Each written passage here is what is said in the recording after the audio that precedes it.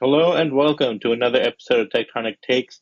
I am here today, your host Abram, along with your co-host Devon. Devon, how you doing?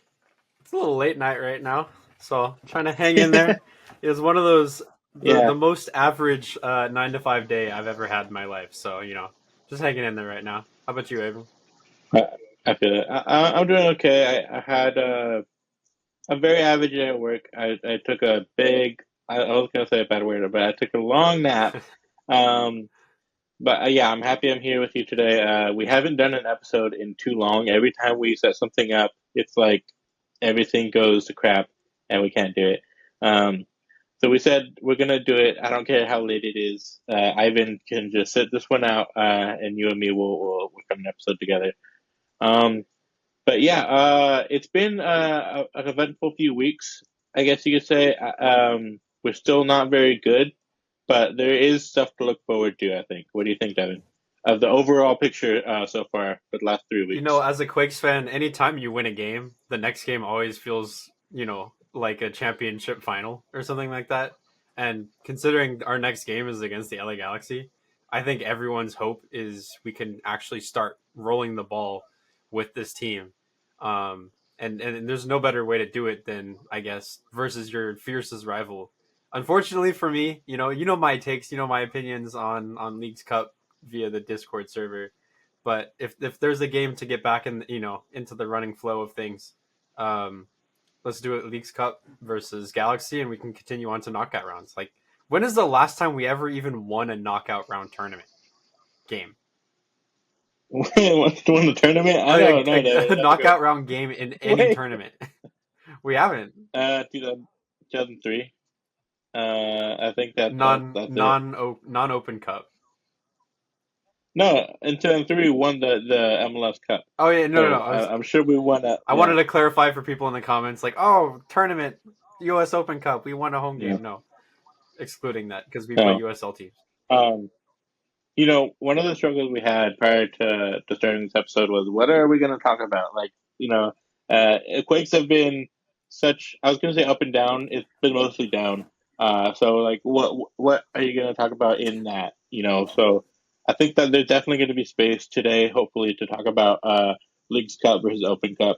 Um, but I'm going to save that and let that fester for a bit because I do definitely want to talk about that before we end the episode today. But uh, we haven't done one in 2 weeks, 2 or 3 weeks now. And the first game that we didn't cover yet was Houston Dynamo. Uh, Devin, I didn't actually get to go to that game. It was on a Wednesday, and I worked until 7:22, and so I just couldn't make it to the stadium in time for kickoff. Um, it was unfortunate, but I know you were there. So, what are your thoughts on that game? I know it was a while ago. Yeah, usually when you try and when you watch your team lose, you try to throw that out of your memory bank. But Houston's still fresh, just fresh enough. Houston definitely dominated for a lot of that game. I think Quakes started strong, if I remember correctly, but Houston came back and showed a true force in the second half, and Quakes just really couldn't keep up. Their striking woes continued all the way, for throughout the game. We weren't able to score a goal. We were hardly able to put a shot on net. Our defense was great for the most part until that one lapse of judgment. But up until that point, there wasn't much to inspire the fans to stay in the seats after we conceded that first goal. Yeah, the goal I believe came in like the 84th minute or something like that. Yeah. So we're getting better at holding on for the 70th minute. We just pushed it back a little further, and that trend did continue to the League Cup. But one thing I did want to discuss, Paul Marie. He's one of the only healthy fullbacks we have.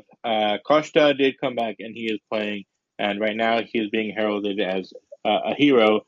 But before that, we had Palmieri and was it Benji Kikanovic playing left back and right back, which is insane, right? You wouldn't have expected that if I said that was going to happen at the beginning of the season. Um, but Benji has been the better of the two at fullback. I think Marie has had one glaring weakness, and it's been any cross to his side. kind of has ended up in a goal because he just doesn't have the size, maybe awareness to deal with it. He definitely always been more of an attacking fullback, but I don't think his defensive weaknesses have been ever put on display quite as vividly as they have in recent weeks. Agreed. And any scout for any other MLS team watching this to gain knowledge on how to beat the Earthquakes, go turn this video off right now. Uh, Paul Marie is a better defensive player under a back three. If he's a wingback, I think he would excel with the likes of Daniel Muni, I guess Beeson, Rodriguez, Wilson, anyone on the back line to make a 3-man back line. Paul Marie would excel at that as a wingback. But kind of like you said, Benji Kikanovic is striving as a wingback, and there's really no looking back at it. Paul Marie, the last game, wasn't even in the not starting 11, not just starting 11, but the entire 18. He wasn't even listed on the roster for the game at all. So that was a bit of a For surprise. Minnesota, yeah. Yeah, it was a bit of a surprise for Minnesota. And when Paul Marie did come on, he had a couple of great defensive ground technique and defensive work. But yeah, right. When you said he doesn't play well in the air, you really mean he doesn't play well in the air. He always gets beat for a header or an opportunity, even if it's not a goal. Paul Marie is just the victim of a bad situation in the air. Yeah, and you want more from your fullback. I think we've always said that Marie could be our starting fullback. Since I think Covello, he kind of started showing that he had that capability. He's really good on the attack, and I don't think that has really changed. Some of the things he can do, um, rival some of our best attackers. He can shoot like Cristiano Espinosa. He could dribble like Hernan Lopez. So those are the positives that we have for him. But unfortunately, like you were mentioning the scouts, I think the scouts have already watched, and that's why we've been seeing it like um, you know happen so often where they target him and send those crosses across the goal, and he can't really do much about it. He was just watching Daniel Steres. Was it Steres? Might have been some other. Sorry, I don't care about Houston Dynamo. Like it, I just don't care about them. But no, it was some guy, some big guy, and he came into the box and he got time all alone with the cross descending upon him, and he just like volleyed it with the left foot. A lot of people will blame Yarbrough. I don't. Um, I think that Yarbrough, there's a lot of stuff where you could say he could do better. Um, but I just think that when the ball changes direction so quickly, it's really hard as a keeper to do anything about that because you need time to anticipate where the ball's going to go. And when the ball's coming across the goal, you're going with it. You have to, be following where the ball's going to a certain extent. And then when it comes straight back across where you came from in the first place, it's literally impossible to change your momentum to go back that way. So I think people don't realize that. A lot of people never played goalkeeper in a competitive match. So, that's unfortunate. But and I think uh, Jacob Jackson hasn't been much better, but fortunately we got Daniel back. I want to talk. Oh my God, I want to talk about Minnesota. In a second, but I mentioned Daniel, and I want to see what are your thoughts on how much of an impact he had when he came back for the Chivas match. Someone mentioned on Twitter, it was Twitter, Quakes Epicenter, somewhere, but they mentioned that Daniel just has that certain amount of aura to himself to like project, all the energy to everyone else on the team during a game day. And I think it's true. I think having Daniel on the field creates such a significant difference to the players in front of him that, it gives us an automatic chance to score goals and take the lead and have that drive to win games. I don't really know if I've seen that or that sort of aura with the other goalkeepers that we have. But Daniel has that fight. He has that grit. He comes out. He's like a sweeper keeper in a way sometimes. Like the way he put his body on the line versus Chivas in that one clear, and then he gets bodied by a Chivas player. It's Mhm. that kind of aura that we need from a goalkeeper to inspire the rest of the team. And I think that's why Daniel is so important to us. What are your thoughts? No, I totally agree. I think you put it very well. That it's like obviously he's an amazing goalkeeper. We've seen incredible things from him, but I think it's that confidence that the players have in him because they've seen what he could do. They know that uh, they their job isn't to block shots altogether. Their job is to get in the way of the obvious shot and like make it harder for the opponent to take a shot, but to like they can still leave an area open, and Daniel will get to that shot. You know what I mean? Mm-hmm. Like they don't have to just like it's not just like no shots in general. It's like make it a less quality shot if you know what I mean. And I feel like that really boosts the defense when they know they can do that and that their goalkeeper will be behind them to back them up. Um, and I'm super happy that he's back, but we've heard that he's not doing well already. He's already hurt again. Um, and I'm hoping that it's not anything serious. I think that athletes will get these kind of injuries and then bounce back. But with that in mind, do you go with Daniel in this game against Galaxy, or do you just use Yarborough, the more safe option? It's tough. It's really tough because you want that aura against your fiercest rival, but at the same time, like you said, he's already hurting. We've heard from a source that Daniel's he's losing wax or whatever he said. But No, yeah, he said he's not waxing. Like he's not wax. Like he was actually hurt. He wasn't wasting time, is what he was telling us when he was down on the pitch yeah, against Chivas. That wasn't like just theatric. That was real yeah, pain. he was really hurt. So, with that in mind, I don't want to see Daniel lose more time as a goalkeeper away from us. So I'd rather have him take a little break. Um, you know, make sure that all his injuries are nice and secure, um, well taken care of, and then have Yarbrough out as goalkeeper for the Galaxy game. I'm it's my opinion because I'm not too worried about Leagues Cup. I couldn't care less if we get eliminated, but considering it is the most important rivalry game that we have, I think it would be better to see Daniel, but the longevity of it, I'd rather see Yarbrough and see Daniel in MLS games. Yeah, I agree.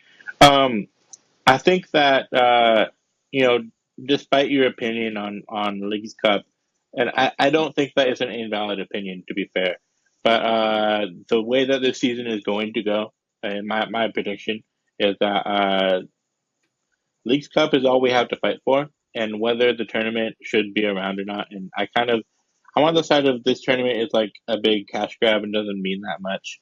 But regardless of that, it's the only thing the players are showing up for right now. You know what I mean? Because I feel like we heard earlier this season that Ian Russell was going to make this tournament a priority, and when I heard that, I was like, okay, that's nice to say. I don't know if I believe it. I don't know if he's gonna like because every game's a priority. They have to say that in media. Their own media chain, so they're like, every game we're gonna play it like it's final. So that's kind of the vibe I took from that. But seeing how the players played against Chivas, I felt that they were like there to win. They wanted that game.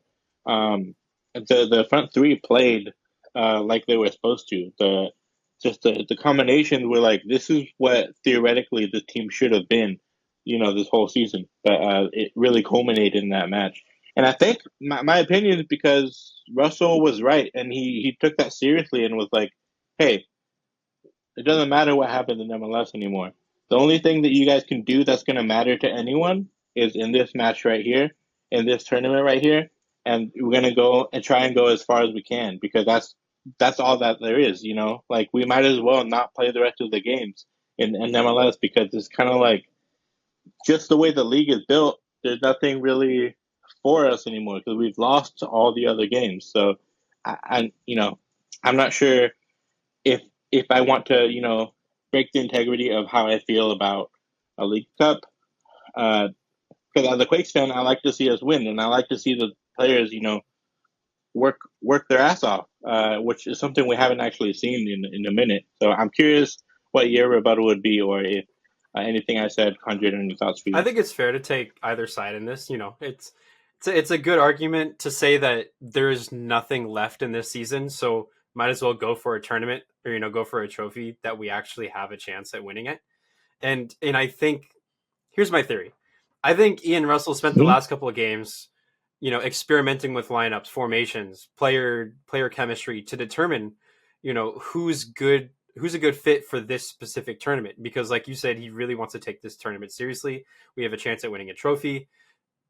And now that we played against Chivas, I think we can totally skip out on Minnesota now. We can just full focus on Leagues Cup and Chivas. Honestly, we lost 2-0. That's what Yeah, happened. we lost 2-0. We, Anyways, we touched on it. Yeah. so those games I think were Ian's experiment for specific Leagues Cup. And now that we saw, what this team's capable for Chivas, I think that was the experiment closed. And now we're going straight head on into the tournament, with real chemistry, a real lineup. This is exactly how it's going to be moving forward. This is why we saved Daniel for this game specifically for Chivas. And I think we're going to see Daniel again for Galaxy. But anyways, you know, I think you're right. You're right in saying that we need to move all out. We need to push for everything for this tournament, at least as a club, because then what else are we fighting for? We're not just going to be like, hey, this League's Cup sucks. We're gonna dip out and be like, yeah, we're just not going to make playoffs in MLS. Like, we're not going to do that. It's not going to drive fans. But play every game like a final.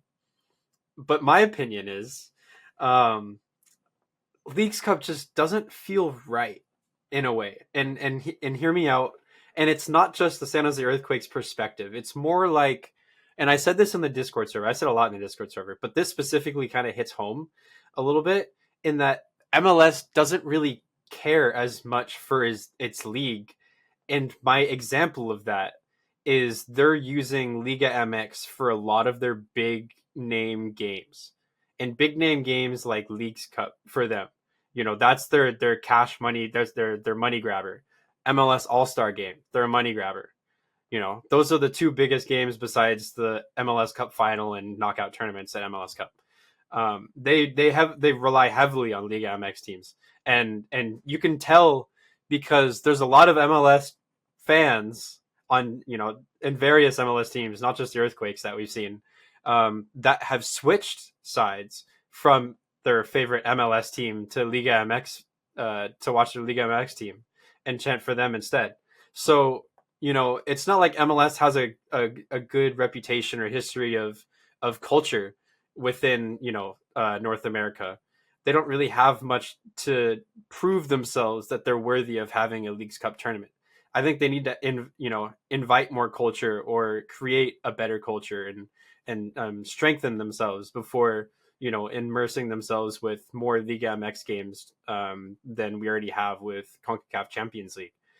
So that's kind of my take on it. I don't really think MLS cares about their own culture within the league, because then we would have seen US Open Cup kind of be promoted a little bit more than what we saw, in recent years as they are promoting in Leagues Cup specifically. So, that said, I don't believe Leagues Cup. I don't believe this is the right time for Leagues Cup. I like the idea, and if it wasn't for U.S. Open Cups, protesting and whatnot with all the supporters groups, I would definitely be a fan of it. But right now, I just don't think it's the right time, and I don't think we have the right culture for it as an MLS organization. Yeah, and you know what? I agree with you. I think that what I took from what you said is that Leagues Cup is kind of premature because we don't have the tournament because we feel that we can compete with Liga MX. We don't feel that we're on par with them. So it's not about creating a competition that is super high level. It's more about the exhibition of it rather than the quality of play. If you know what I mean. So like it's more about how many Liga MX fans can we get in the stadium rather than let's see Columbus take on Pachuca and maybe that's the bad example. I really want to see Columbus take on Pachuca, but like, who wants to see like Kansas City play Juarez? That's not a thing, right? Um, and so and in that vein, I agree. I agree that it's kind of premature because we don't have the culture that Liga MX does, and it's kind of almost in a way, like in a backwards kind of way, like admitting that we're not as big as this league, um, by like just being like we could be in a tournament with you, yeah. Look at this, we have League Cup, but they tried out their B team, and they give us a really hard match. Um, so yeah, I tend to agree. I don't think it's going to go away. Unfortunately, I think that it's making too much money. The 50,000 people showed up to Levi's, and like I would say, like 49,000 were Chivas fans. It was really crazy to see. Totally. Um, but yeah, And I think my point to that is, if you notice how many Liga MX, or aka Chivas fans, showed up to that game, that shows exactly what the money is coming from, or where the money is coming from for this tournament. It's coming from Liga MX fans. People are willing to turn over their MLS jerseys to wear Liga MX, or to wear their Liga MX team over the MLS, and that's kind of my argument, in that people are dropping their MLS fandom to go watch their favorite Liga MX team. We don't have the culture to enter ourselves into this tournament and be like, yeah, MLS has the right culture for this. We're going to promote the heck out of this tournament, and MLS and Liga MX fans are going to show up alike. It's not like that. This is a yeah, tournament that benefits Liga MX more than anything. So why MLS decides and feels this is a necessarily good idea to immerse themselves in this is it's more of bad PR and bad reputation on MLS's side than anything. That's just my opinion. It might not be right. Someone in the comments or in Discord might hear this and be like, "Hey, Devin, this is this and this and this." Like, that's fine. But I feel like it's not. I guess I'm uh, going back and forth on my own comments again, but like, um, what we do. it's not the right time for MLS to make this tournament. Yeah, I agree. I think that on a media standpoint, I think Apple TV has probably elevated MLS to be as covered, if not more, than Liga MX. But that doesn't mean the players are as good. And it's like I said earlier, it's more for the spectacle and the butts and seats than it is the quality on the pitch. Because nobody really cares if Griffin Dorsey is playing against, like, he's not going to do anything against Moso. So it's a really interesting topic. And I kind of feel like it's like the extended version of the All Star game. You know what I mean? Like, that's kind of what it is. It's like MLS versus League MX All Stars, the league or the tournament, rather than just the one game. Yeah. Um, I also have beef with Don Garber for this too, because he was always, he said in some media thing recently, like, U.S. Open Cup needs to change, but he's the one that has the best chance of making change for U.S. Open Cup. So why not make the change mhm. instead of talking about it? You are in the most important position to do so, and he's not doing it. He's just talking about how something needs to be done. Do it. Do the something. Why are you Do it. saying do something when you can do it? Yeah, I agree, and I've worked with I'm gonna name drop US the Cup.us, an amazing organization that works their absolute rear off to get all of the content out there. I've worked with them a few times. They've given me amazing opportunities to be paid to do what I do. I've not gotten paid from anywhere else but the opportunities they've given me because they care so much. They care so much about this tournament, and they have people in every state. I had to. give you guys a story. So one time, this guy he gave me a phone number and he was like, "Okay, I want you to write a recap of this game, Sharktopus versus like I don't know, like Albuquerque FC. I don't know. I don't remember the other name. I remember Sharktopus." And so basically, I'm texting this stranger that's in the crowd. He's just a fan. He's just watching this at a high school stadium, texting me updates, yellow card. This guy scored a goal. This is the number, and then I had to write my recap based off of those text messages. And this guy is not a journalist. He doesn't know anything. He's just a guy at that game. But they tracked him down, got his number, and got it to me so that they can get that content out there just for you guys and just to cover the Open Cup and show, the world this tournament. And you know what? Nobody read my nobody read my recap. Nobody cares about the what happened in the Sharktopus versus Albuquerque FC match. But it doesn't matter. It's just the fact that there is coverage Well, now it's out and there. there is passion. It's out there. So if anyone Yeah, wants it's to out see there. the article written by Abram, you can Yeah, go I check don't. it out wherever it may be.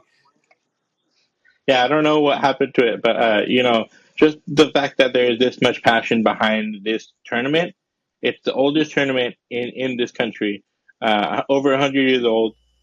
And we can't abandon the soccer culture this way in favor of capitalism, and that gets into a more of a political debate that I don't want to have on the show. But I just think that the U.S. Open Cup is too big to be ignored, too old to be ignored, and it really could be something bigger and more important if we chose to make it that way. But I guess, like I said, nobody wants to watch Sharktopus versus Albuquerque, so. Now I have a Um, question for you, Abram, and this is just spitballing off the top of my head. What if we had all Mexican divisions, all Canadian divisions, and all American divisions to create U.S. Open Cup? Call it the North American Cup. North America Open Cup. I don't think so. I like the idea. I like the initiative. I don't think Mexico would be interested in the slightest. Um, Mexico does not like as a Mexican, and I commune with a lot of Mexican people. They're not a fan of soccer culture in the U.S. They think it's plastic, and I think that League Cup doesn't help with that. That's kind of our point. Um, they see it as plastic. I think that there's a lot of fans that I've talked with who are diehard Quakes fans who barely know the offsides rule. And Devin, you and I work to change that. We're always willing to explain things and help grow the knowledge of the game. We watch European football. We talk about things with fans and grow the overall understanding of the sport. Um, I think it would be really cool. I think USA and Canada. I think that's a potential thing if we were to allow the Canadian teams in. But also, I can't name a Canadian team that's not an MLS. So I don't know if that would do the butts and seats thing that would ultimately probably make Don Garber more interested in investing into that tournament. Um, I just want to I, say, whatever team this is in Vancouver, I love you. Is that a Vancouver It team? is a Vancouver That's team. a cool It team. is That's a the cool most jersey. beautiful jersey that has been released in 2024. I just hands down. There's no question about it. That's a dope It jersey. really is. Um, what was I saying? But no, I think that US Open Cup, one of the main drawbacks, in my opinion, is the coverage. I think, I mean, this they probably wouldn't want this, but if Apple TV was interested, they could have Open Cup. I don't know if there's a problem with the maybe US Open Cup doesn't want to be owned by Apple TV. That could be a possibility. But it's kind of hard to watch the games. It's on YouTube, but like the links where you don't know where to find the link. Because they don't promote it. You and I, They don't promote it. yeah, you and I are very like plugged in. Like we search these things, we pick them up and we put them in the Discord for other people to find. But like if we didn't exist, we're like very diehard. We're very like searching sleuth. Crystal is the most like crazy like detective person that I know, and she will find those links for us and help us out. But if you're not diehard and you're not in the Discord, you don't know that these games are happening. You don't know that there's these links. So it comes down to money, again, and that's the issue, and it's kind of ironic that the reason American soccer isn't more popular is because of money. Um, but no, I think that that's the issue that U.S. Open Cup needs to improve. I'm holding my shovel against the wall so it doesn't fall because it's my very my tenuously put shovel's up. coming to attack you. Yeah. But yeah, like I said, if the Open Cup was better at advertising, because I'm sure a lot of you haven't heard of the Cup.us before I brought them up just now. I hadn't before they reached out to me via my good friend Abel Anguiano, one of our co-hosts who hasn't been here in a minute, but he is still part of the organization. Um, and I'm blessed to have now put in contact with them, but before I didn't know that they were a thing. So yeah, if we can do our part in getting the word out there, then we're doing our job. But also, I have a hard time taking on the responsibility of showing more people games that don't have to do with earthquakes, because ultimately that's the only real team I care about. Right, and as time goes by, I think I can say for a lot of us that we're getting more and more busy, and we have less time to do the sleuthing. We have less time to make podcasts, unfortunately, which we will hopefully revamp the podcast week to week basis once we get back into a natural flow and in MLS or whatnot, or when we start winning games and having something to talk about. But at the moment, right now, it's getting a little busy. It's harder to promote things or talk about things. Um, but I think the league should be doing that for us anyway. I think the league should Yeah, be posting on their socials. Here's where to watch games. Hype the games up just like they do for Leagues Cup. I know it's difficult to be like, oh, USL side is playing MLS side. Let's make this like a huge game. Like I get that. I get that. It's hard for Pittsburgh to match the level of aura as Seattle Sounders or something. Like it's really difficult, yeah, but it's possible. It's possible if you can at least try to make it work. If you can't try, then it's not going to improve. yeah. And somebody has to put up the money, and I think that there's someone out there who will do it, but I'll do it for free. I'll do it for I, free for the Quakes. yeah, I will make edits. yeah, Me, PMA, will be the edit producers. We'll just be, yeah. slewing videos left and right. Uh, I want to talk about the Leagues Cup match that we had against Chivas, Yeah. because despite being in what was essentially a away game, with so many Chivas fans there, and they were vocal. It's not like they were like Quakes fans who were also Chivas fans, myself included in that demographic, who were just like kind of happy no matter what happens. Chivas fans were anti Quakes that day. Um, uh, I personally can't see myself switching. I don't have another one of these shelves for Chivas stuff. This is all quick stuff, and I don't have a Chivas show. And that's because they're my local team. I have spent a lot of time growing up in Mexico, but I would say I'm more American. I was born in America. I spent, I would say, 95% of my life here. And I think it's totally fair to identify with your team from your home country. I think that's totally fair.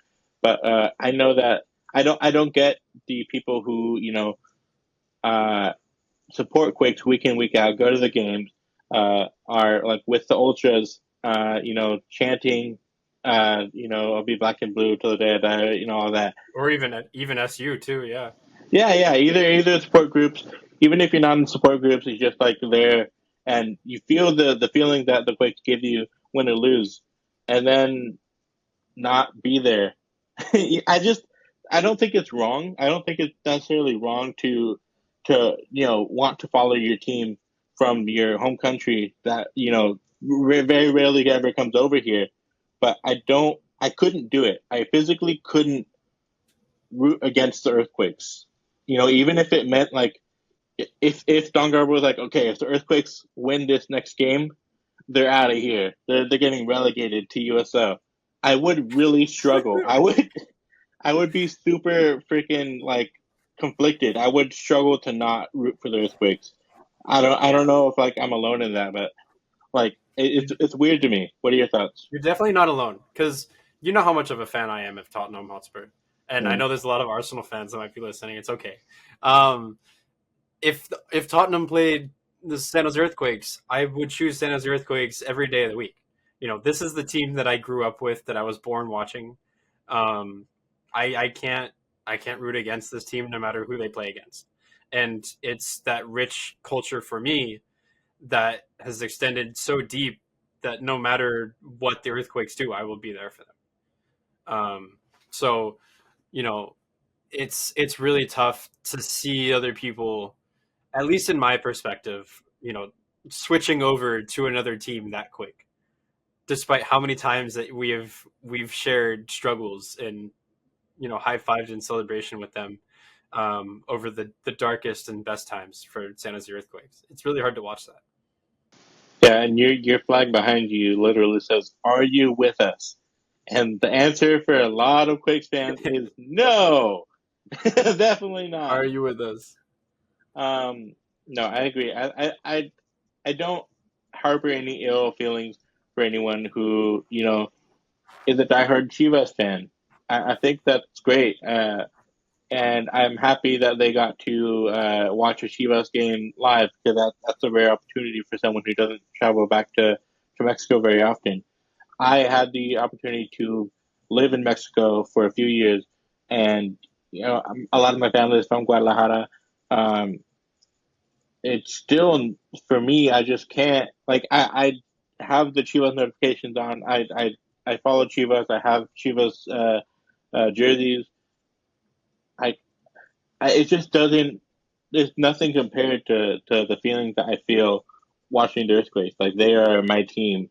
I can't really imagine having two teams. I like Newcastle. I enjoy Newcastle United, but because I've never been there and felt the beer pouring all over my head, I've never climbed up the million steps at St. Mary's. I just can't fathom that because I've only experienced these things with the earthquakes, and until I do it with another team, like say I moved to Newcastle, and was there with the fans and watched all like a game live and for years and years and years until I had that experience, I don't see that changing ever. So the earthquake's the only team I've had that with, so I can't.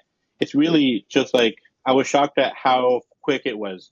You know, that people were just like, okay, Chivas time, and I don't necessarily, like I said, I don't have any ill feelings about those people because I'm still gonna be there with them come Quakes games. They're still our family. But I just personally can't do that. You know. Right. It's also like, yeah, like you said, it's one of those things where you can't dislike someone for switching like that because you don't know how long of a Chivas fan they've been. Um, so things will change differently, but that's also why, like, that's why I said MLS started this tournament too soon. They need to create this culture um, within their own league before they branch out to other leagues and start tournaments. Also, keep in mind this tournament is like a month plus long. Like we're delaying MLS because of this tournament. There's no in between. It's not like Carabao Cup. It's not like FA Cup where there's like a midweek tournament game or a final or whatever. No, where this is a whole month break from MLS for this tournament specifically, and that's what confuses me as well. I don't know why we have a whole month break from our league to make a Leagues Cup when there's no league.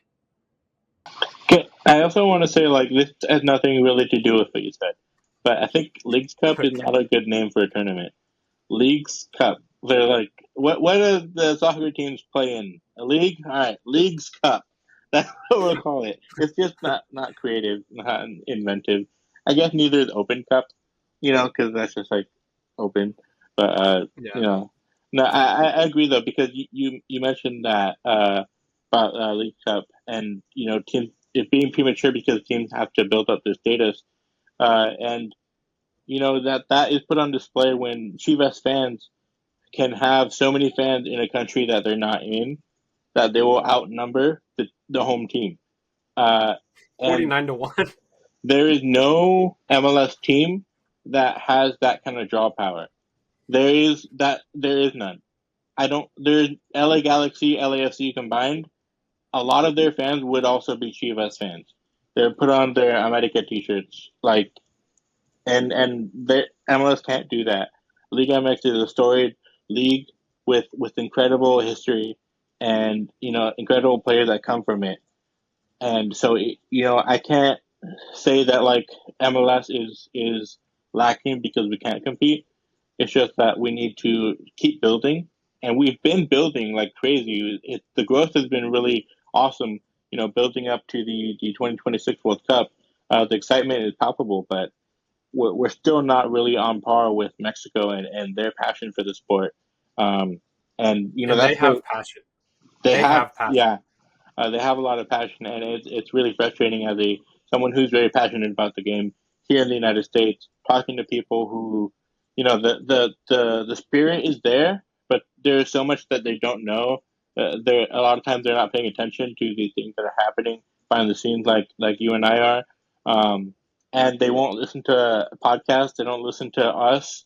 They don't listen to Quakes Epicenter. They don't listen to Ted Ramey. And it's like it's there. All the stuff is there. My dad won't listen to Ted Ramey or Face Epicenter. He listens to us sometimes. Guess why? Guess why he listens to us? But Also, soccer is not a part of a conversational aspect outside of the sport when the game's going on. yeah, People don't walk up to each other and be like, "Hey, how's that Earthquakes game last night?" or "How was the Earthquakes game the other day?" Like people don't do that. They talk about the like Warriors. NFL, Warriors, MLB. They talk Mm-hmm. about that. It's their pastime. Yeah, Um, MLS doesn't have that yet, and I'm thankful and fortunate enough to have made all the friends that I have made, and they understand my level of passion for the sport, and so they love talking to soccer, or talking soccer with me, because I give them as much information as possible to really keep them informed with this sport, and that's more. that's the beauty. That's the beauty of you and I, is that we're passionate about trying to move this league forward as much as we can. Same with Quakes Epicenter. They're putting in a grind just like us. Yeah, probably more so than us because they do it after every game, and we do it maybe once every few weeks. But That's true. no, Yes. I think that sometimes we give people more information than they ask for. Where they're like, so how's the earthquake doing? Like, Daniel has been in surgery for 5 months. Which is Yeah. um, no, I do want to backtrack to something I said where I was talking about fans who are passionate but not very knowledgeable, and then I said my dad. My dad is extremely knowledgeable, probably knows more than I do about the sport. He'll forget more than I've learned. But just want to put that out there. He doesn't know the background of all the players and what their birthdays are, like you and I do. So Right. yeah, I just wanted to say that. But yeah, I think that we've covered a lot. One thing we didn't cover was Oscar Verhoeven. He played against Minnesota, left back. I wanted to hear your thoughts on his performance, Devin. I really liked Oscar Verhoeven's form. I Not just form, but just the way he handled himself in the game. He was right there, goal side against every single play. I think he did get beat on pace once or twice at some point. But if that's the worst thing that you can say about Oscar Verhoeven as a 16-year-old, So just 18. making or 18-year-old, making his starting debut, um, that's that's a lot. That's a lot to be said about Oscar Verhoeven. I'm kind of surprised he wasn't called up to the U20 Concacaf Championship either. Um, he's a talented kid that deserves a lot of minutes for the first team, and I think Crystal has said it in chat. She said it to us. I think he's ready for it. Yeah, I mean, he showed me that he can hang. He can definitely hang. I don't know, other than Cade Cowell, like you have to realize that these guys are not physically developed to their entirety. Cade Cowell is an anomaly that we will probably never see again. Um, if he was in any other sport, he would probably be like, you know, also a big prospect in that sport, like track and field or anything like that. Oscar Verhoeven is an incredible talent who, in MLS Next Pro, he did kind of bully people with physicality and stuff, but it kind of levels out. When he comes plays in MLS, um, he's not the fastest, but he's not slow by any means, and he's going to make up for that in other ways. He's very intelligent. The one thing I will say is that um, a lot of the times you will see a young player like this play well and then earn minutes and earn a start, and then you'll be like, why aren't they playing that well all the time? Why aren't they playing, or why aren't we seeing the form that earned them this spot in the team in the first place? It's because they're young and inconsistent, and those things tend to come with each other. So there might be a game where he misses some passes, or just like makes a few fouls because he likes to get stuck into challenges. And we have to see that and be like, okay, he's not God. We have to, be chill about this and realize he's still a young player. Because I think that we kind of put a lot of onus on our young guys when they finally come through here at the Earthquake. I think Nico was kind of the victim of that, though I think that he doesn't mess up very often, but when he does, it's really frustrating. Yeah, I mean, Nico.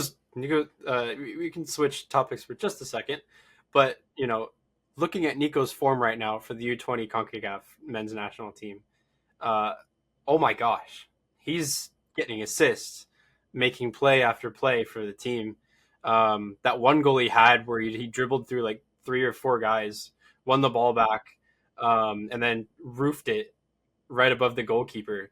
Like he's with players in his age group, he's an incredible star, and I think he has a lot of potential. No matter where he goes, or even if he stays in San Jose. And you're right. We are critical of Nico, but I think it's because we understand the level of ability he has in the future. Yeah. What are your thoughts? But I agree. I think that we don't. It's not just the future, right?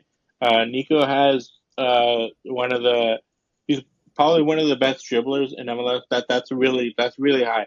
But like in relation, because I don't think that technically he is like Messi level. Obviously, we got to put him in a different category. We got to put Shaqiri, players like that, in a different category. Nico is like in probably the top like 60, maybe 40% of dribblers in the league, and at his age, that's a big deal. And then we saw him, add size, and he really bulked up, and I think that really helped him stay on the ball more. And I think that eventually we're going to see some end product because the one of the main weaknesses I would say of Nico's game is when he enters the box, he forgets who he is. He gets very nervous, and he has shanked some really close range shots that he probably should have buried. I've seen him score those goals. I've seen him take on five, six guys and bury the ball into the bottom corner. I know he could do that, but I can also see that he gets nervous when he is approaching the box for the first team. The gravity of the moment kind of gets to him, and that's something that we're going to see go away. Hopefully, but he's gonna start getting those goals. We're gonna start seeing moments like the goal you referenced, where he beat a few guys and roofed it into the top of the net. He should have scored. I feel like was it against Galaxy earlier this season? A similar chance where he just like shot it and it kind of went wide. He got into that position, and he's a very intelligent player, wise beyond his years. So we haven't seen the best from him yet, and it's still coming. We just have to like I said, be patient and realize that he didn't miss that shot because he's bad at shooting. He missed that shot because he's not been in that position at this level many times before. And that's gonna come with time. Switching topics here. What would your thoughts be for the San Jose Earthquakes roster, if we were to sell Grezzo, and I only asked that because he was in the public transfer market. He was associated with a team in Argentina, I believe. Yeah, So if we get rid roughly. of him, that is a DP spot. And my hypothetical to you, if we have two DP spots, given the new MLS rule, we can have up to four, I believe, U22s. Yo, oh, Which I thought I was shaking my head no because you said two. I thought you said that if we got rid of Grezzo, we'd have two. But I now know what you think. yeah. Go ahead. So what is your thought on the possibility of having up to four U22s if need be? Now that we'll, if Grezzo gets sold, we will have just SB and Hernan Yeah, as DPs. if we went down to two DPS, we'd have space for four U22 initiative players who would not take up space on the salary cap, which is why that's important for people who don't know. Most of you should know. We talk about this all the time. But Nico takes one. We have to do that to keep Nico. It's not fair to him to keep him on a homegrown contract. He's not making enough money for how good of a player he is. And when he's here, he makes an impact uh, of not a fringe 19-year-old. He's not that anymore. He is now the second, sometimes first choice eight for our team. So we have to that has to be reflected in how we pay him, and so for that reason, I think that he needs to get a U22 contract immediately to allow him to be taken to that next step. Then we have to look at the CDM position because it's wide open. When we don't have Grezzo, we've struggled this season. Even with Grezzo, sometimes we struggle, but he's been a lot better lately. So I kind of like don't want him to go, but I do. Ultimately, I would let him go because he's been inconsistent. He's shown to me a lack of commitment at times. So we would have to. It would be really hard. It would be really hard, and I wouldn't let him go until the end of the season because we need an off season to find four guys who can, not just take up Grezzo's spot, but also, spots that we need U22 initiative spots for. So for me, I would really like Skelly Alvaro, if you can look him up. Not you, Devin, but like, the listener. Any of the fans out there. Yeah, yeah, yeah. He is not like a wonder kid on Football Manager. He's not like, a 90 rated uh, overall potential, player. He's a up and coming 21-year-old French player who is 6'8", plays as a holding mid, and his main thing is ball progression and also intensity off the ball. Uh, and his stats look really good to me. And also, who doesn't want a 6'8" guy playing at center defensive mid for you? Like that would just the vibes, just to have a freaking LeBron at CDM. Um, and I don't think that he would command too big of a transfer fee. Uh, you could argue that he would be maybe a young DP. I don't think so. I don't think he is nearly that highly touted. But that's probably the only transfer target that I would put in the ring. If I could talk to Leach, I've actually considered like when I'm backstage, when Leach is around, to hand him a note with Skelly Alvaro and all his stats and what his value is on transfer market. Because I like him. I think he's a good player and could really help us. And also, he's been playing in Bundesliga and Ligue 1 in France. I think that translates very well to MLS play. So I think And that just for the fans out there, what's his nationality? he's French. Okay. Um, he's a very very big Frenchman. Um, but yeah, so whatever stats he has now for the teams that he currently plays for would be elevated once he were to come to MLS. There is no rumor about this guy. Unfortunately, I would love to tell you that we have rumors, um, but no. I think that it would be nice to do that to get the a bunch of U22s, but I kind of don't see it because we say that we want to look deep and look within ourselves and pull out players from the academy, but I don't think Verhoeven is ready for U22. Mendoza, sorry, I meant Medina. He's not ready. Mendoza also isn't ready. Um, so Sorry. I good. need to interrupt you. So for the fans, because we haven't had a podcast in a while, and I'm sure Quakes Epicenter has covered this, but since the last podcast, I think we've signed like two homegrowns. We've said Would you like one. to release? Well, Uh, Raja Gopal or something like that, right? so let me explain a little bit. So Rajagopal did happen earlier this season, a few months ago. I covered his arrival on Twitter. I said that he's kind of a deep lying playmaker type player with incredible dribbling skills. He has a very good attitude, and he wants to do the dirty work. He's not very big, but he wants to press really hard. But his main strength is with the ball. He is very close control, smart player, team player, wants to build up and make things happen. Um, so that's the kind of player Regigopo is. He's going to be playing with the town till I believe the end of this year, and then he will have technically a homegrown contract with Earthquakes. But right now he is signed to the town. We could bring him up if we wanted to, but I don't see a reason to do so. Nico has that spot when he's here, and then when he's not here, I believe Baldissimo has more um, experience. So Experience. I wouldn't risk Rodrigo Paul.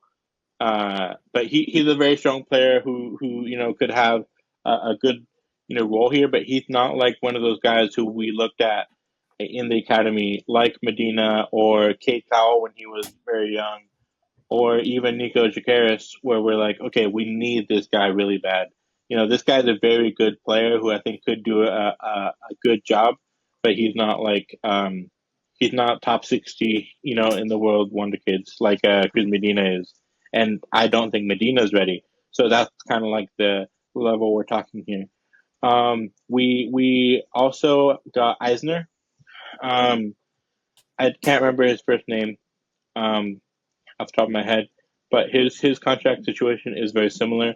He is a defender. He came in at fullback for the town the other day. Um, he's kind of like Cam Sealy, or a who's the other guy, the left back. Um, Oh, I can't think of his name, but yeah, they were both Stanford students. yeah, the Stanford boys. Cam Sealy, Keegan Tingy.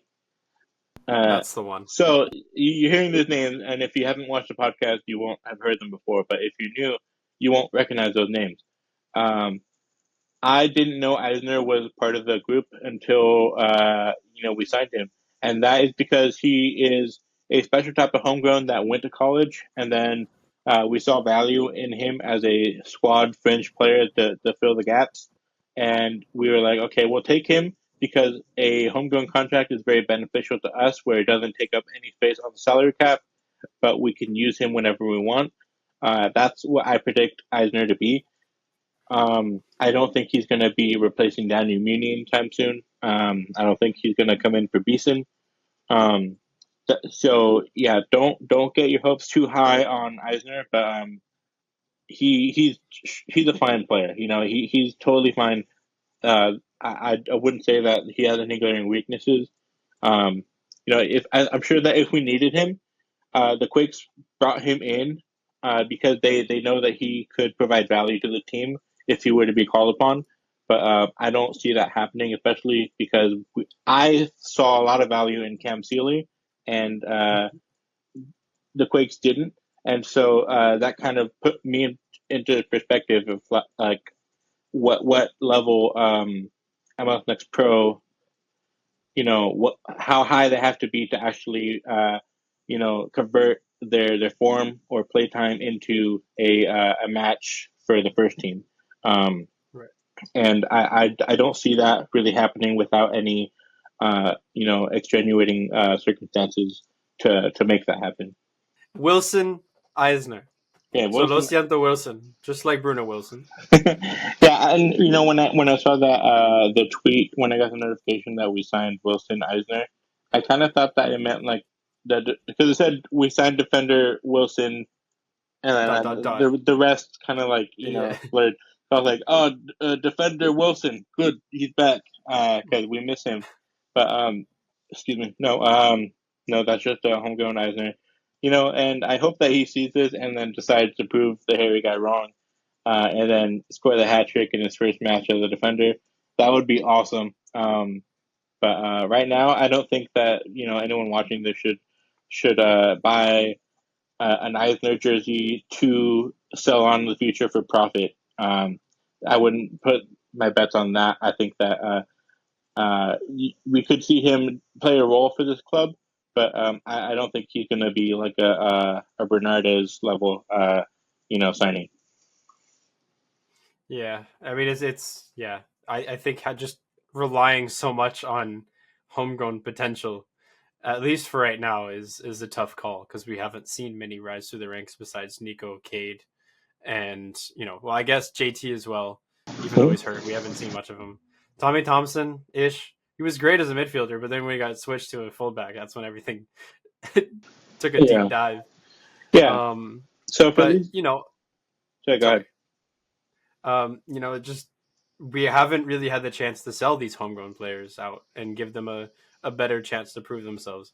Although, you know, we will take credit as San Jose Earthquakes fans for um, all the ones who didn't run through our rankings, but are now at either RSL or at Eintracht Frankfurt and whatnot. They went through the San Jose Earthquakes Academy. Fido Barajas at Chivas now with Kate Fidel. Cow. Fidel, sorry. Um, those type of guys, we raised them to be where they are now, whether or not they played for us for the our first team. But that's our capability as the San Jose Earthquakes homegrown organization or an academy, building the youth to push them into professional contracts. And we do that really well. Just need to see more of those first team players. We need them to come up for us and not give them to Charleston Battery. Like it's useless to do this because Ethan Murray, the guy you talked about for Frankfurt, he left us and he went to Roots. yeah, he went to Oakland Roots. He just went down the street and then he went to Europe. So it's like, are we not looking to sell guys to Europe if they have the chance? Like, are we not trying to let our guys go off and do those things? Like, is Roots the only? Roots is a better pathway. Like, I think that's crazy, and I think that the Earthquakes have to reevaluate if teams are leaving to go to a worse team, like objectively worse, like in a worse league, to then go up. If they don't see a pathway up through us, then we're doing something wrong. Um, We thought for certain Kate Cal was going to be sold to OGC Nice yeah, way back in the day. I think it was Nice or it was Lille or something like that. yeah, We Nice, thought he was going to go to the French league, but yeah, yeah, at the end of the day, he went to Chivas. yeah, and that was a shock. And Chivas is a great team, and one thing I will say about the match against Chivas was that Kate Cowell looked like a much improved player. If we had him playing like that for us, I don't think we would have wanted to sell him. He did miss a penalty. Thank you for that, Cade. He's Um, the true homegrown. yeah, he's not going to forget us. But he was amazing in that game. I thought he was their best player. Uh, but Also, Benji held him off really well, holding him to his left foot, and Cade couldn't do anything about that.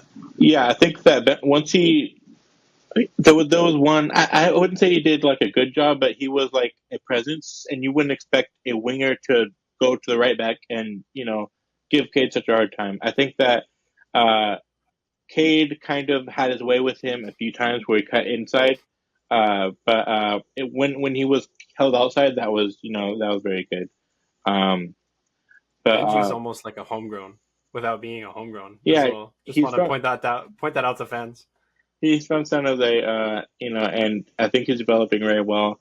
I would like to see him go back to forward at some point because I think that he has capability to play there.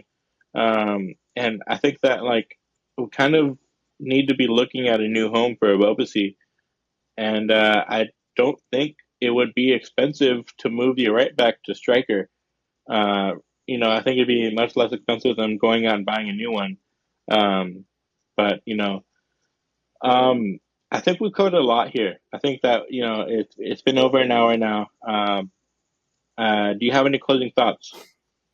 I do not have any closing thoughts besides show up to LA Galaxy and support the San Jose Earthquakes in a tournament in the last tournament of the season that we will be taking part of.